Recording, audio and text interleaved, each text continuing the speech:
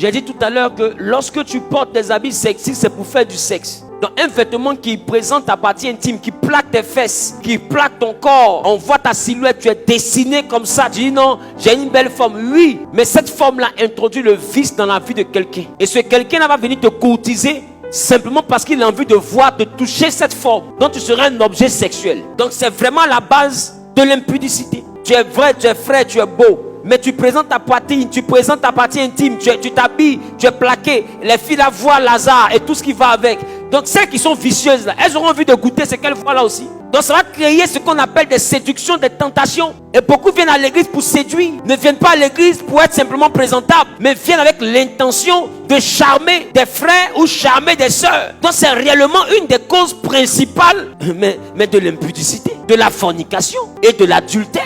Tu es femme, tu es mariée et tu t'habilles, nous voyons tes cuisses. Quand tu t'assois même, ça remonte jusqu'à comme si ton collant même qui est en bas là, on voit un peu. Mais un frère qui est là, il voit ta bague, mais en même temps il voit que chose, donc truc. Il n'est pas ton mari, mais si tu es habillé de façon sexy et puis tu n'es pas devant ton mari, c'est que tu veux que d'autres personnes puissent avoir envie de faire du sexe avec toi. Donc allons à ça. Et qu'est-ce qu'on remarque? On remarque que tu es marié, tu t'habilles sexy, mais quand un frère t'approche, tu te caches pour sortir à lui. Pourquoi? Parce qu'effectivement c'est le sexe que tu cherches. Et tu commences à tromper ton mari. Pourquoi? Parce qu'en réalité, ton vestimentaire là présente tes motivations profondes. Tes motivations profondes, c'est que tu cherches un gars qui va te peinturer mieux que ton mari. Donc du coup, tu t'habilles pour avoir ce genre de client. Donc ce n'est pas une erreur, c'est voulu. Parce que tu es femme, tu dis non, j'étais sapé, j'ai tué. Quand je passais, tout le monde me regardait. Le but c'est de quoi? D'avoir des hommes qui vont te courtiser ou d'avoir ton mari qui sera fier de toi. Écoute-moi bien, tu dois t'habiller pour qu'un seul homme te regarde. Pas t'habiller pour que tous les hommes te regardent. Si tous les hommes te regardent, c'est que tu cherches encore l'homme de ta vie. Donc il y a des femmes qui sont mariées mais qui s'habillent comme des femmes qui cherchent l'homme de leur vie. Mais si tu cherches homme, la Bible dit qui cherche, trouve.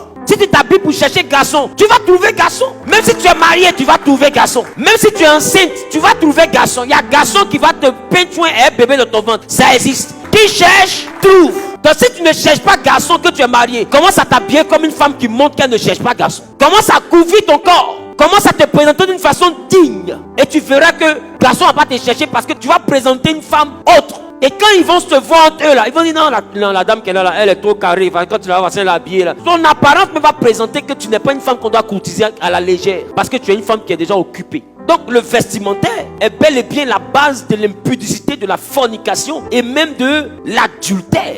Et j'ai envie de dire, le vestimentaire est aussi à la base de l'abus des enfants. Aujourd'hui on voit des chrétiens qui habillent les enfants en mini. Tu habilles la petite fille là.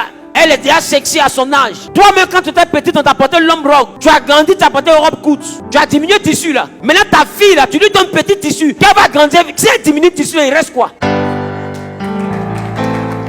Ta maman t'a porté habit long. Toi seul, tu as diminué le tissu là. Voilà ce que tu portes pour te promener. Ça veut dire que quand on nous habille là, quand on grandit, on diminue le tissu. Même nous, on est ici là. Quand on était petit là, on nous habillait les grosses chemises. Quand on arrivait, on dit au couturier, il faut faire près du corps. Bah, quand tu grandis, tu diminues le tissu. Donc, petit tissu que tu mets sur ta fille là, si elle diminue là, la gloire de la seconde maison sera toujours plus grande que la première. Et ta fille, c'est la seconde maison. Si toi, qui es la première maison, tu es dans mini, la seconde maison sera nue.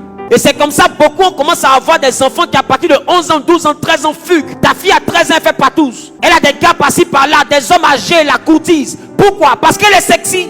Or, quand on est sexy, c'est qu'on est prêt pour le sexe. Donc s'ils ont pétué ta fille, faut pas te plaindre. C'est l'éducation que tu lui as donnée là. C'est ça qui fait ça. Donc l'abus des mineurs est rattaché à ça.